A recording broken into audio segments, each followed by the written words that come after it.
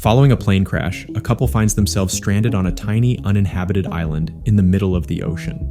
They soon discover a shocking truth about the island. Sarah and Jackson, a couple deeply in love, sit together in a bar, reminiscing and watching videos. Having spent an adventure-filled year together on the tropical island of Mauritius, it is their last night together before Sarah flies to London for her new job. Sarah offers Jackson the chance to go with her, but he chooses to stay on the island where he found immense happiness. An awkward pause ensues, and Jackson offers Sarah another bottle of beer. In that momentary absence, Sarah decides to flee, not wanting to say goodbye. When Jackson returns, confused, he searches for his beloved. Fate brings Sarah back to Mauritius a year later for her best friend's wedding. She feels free away from work and visits an old acquaintance's house, Solomon, on behalf of the bride. However, at first glance, it appears to be empty, and she encounters an angry dog. Fortunately, the owner arrives just in time to prevent any harm. Sarah's pickup truck is loaded with crates of rum for the upcoming celebration. Later, Sarah reunites with Pascal and other old friends, and they party together just like they did a year ago. The group plans to have a cocktail at Pascal's bar before the wedding celebration on the nearby island of Rodriguez. Sarah admits that she has missed Mauritius, and Pascal suggests she could stay this time, given her ability to work remotely. Though she feels the pull, Sarah maintains she is needed in London. As a boat approaches the pier, Sarah's ex-partner Jackson disembarks with his friends. Pascal reveals that he has opened his own diving school on the island and has a girlfriend. Sarah learns she will have to face Jackson during the planned beach party that evening. At the party, Sarah can't help but keep her eyes on Jackson. Summoning courage, she approaches him, causing irritation to his new girlfriend. Despite indifferent responses, Sarah persists and offers to walk Jackson home. During their walk, they get into an argument, revisiting past mistakes and grievances. After a stormy night, Sarah decides to leave without saying a word, missing the only ferry that would take her to the wedding venue. Frustrated, Pascal calls her and she seeks refuge at her elderly friend Freddie's house. He plans to fly to the celebration using his small plane and agrees to take the girl, Sarah, with him. Sarah is surprised to learn that Jackson has also agreed to fly with Freddie to the wedding. The trio loads onto the plane, with Sarah attempting to talk to Jackson awkwardly. However, after the events of that morning, he chooses to ignore her. During the flight, Freddie invites Sarah to take the co-pilot seat while Jackson sleeps. They engage in a conversation about relationships, and Freddie shares his experience of losing his wife to a serious illness, alluding to the complexities of love, including Sarah and Jackson's situation. Sarah used to take pilot lessons from Freddie, and he suggests she takes control of the plane. He reminds her of the basic safety rules, and after receiving final instructions, Sarah takes the wheel. Unfortunately, during the flight, Freddie starts coughing violently and has a heart attack. Jackson notices a poorly secured gas cylinder that has rolled under his feet and tries to secure it. Suddenly, Sarah screams that Freddie is having a heart attack, and despite their efforts, the plane goes into free fall. The cylinder comes loose again, cracking the windshield, and just before crashing into the sea, Sarah manages to regain control and gain altitude. After the crash, Jackson tries to perform CPR on Freddie, but it's too late. They realize the plane's GPS is broken, and their phones have no signal. They attempt to communicate through the radio, but there is no response.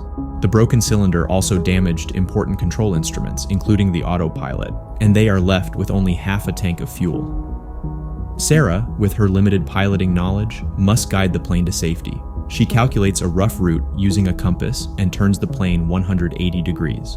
They encounter a storm approaching, and as the plane shakes, Jackson remains optimistic they can pass through the storm cloud in time.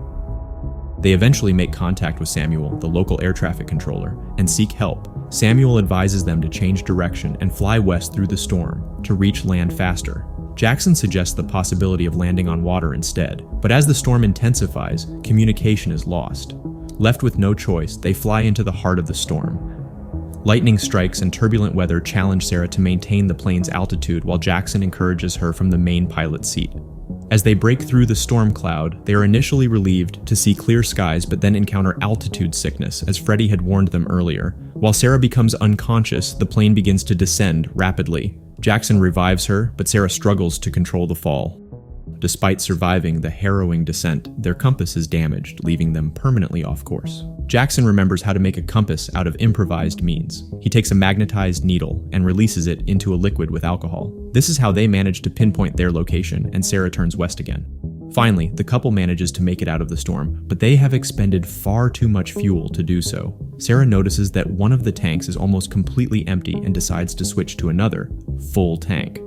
However, the fuel level begins to drop precipitously and does not recover at all, even over time. Jackson suggests that the fuel tank may have been damaged during the storm, causing it to malfunction. In his persistent desire to find and repair the cause of the failure, he decides to climb out. All the while, Sarah tries to convince him to give up the idea, but realizes that without fuel, they have no chance of survival. Jackson secures himself with a rope and asks the girl to slow down. He cautiously crawls out of the plane and after several unsuccessful attempts reaches the engine compartment. There he discovers the breach and tapes it up, but the next moment, he accidentally slips and falls, injuring his arm. Jackson manages to grab onto the rung with his healthy arm, and the girl, securing the wheel in one position, rushes to the guy's aid. His safety rope gets stuck in the wheel of the plane.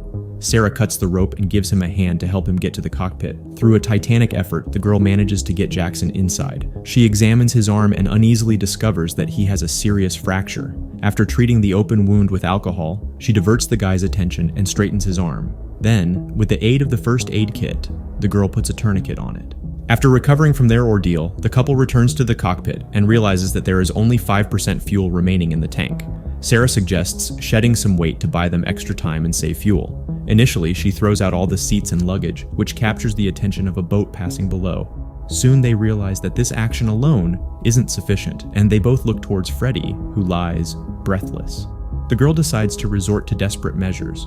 She tears off the family photo of a happy Freddie from the dashboard and slips it into the man's breast pocket. With tearful determination, she moves the old man's body towards the exit and pushes him out of the plane. Next, Sarah focuses on disposing of the liquor crates, but suddenly Jackson has an idea: to use rum as fuel. Due to his serious injury, Jackson cannot refuel the tanks, so Sarah takes on the mission. Summoning her courage, she ventures outside and climbs onto the roof of the plane. From there, she reaches the wing and opens the fuel tank to pour in the alcohol that Jackson hands her. After emptying all the rum bottles, Sarah tries to get back up and miraculously avoids falling. The risk pays off and the fuel level increases slightly. Jackson spots a small island along the way where they might attempt to land. He urges Sarah to turn the plane around as it could be their last chance for rescue. She takes the main pilot's seat, and they try to communicate their intentions to the dispatcher, hoping he can hear them.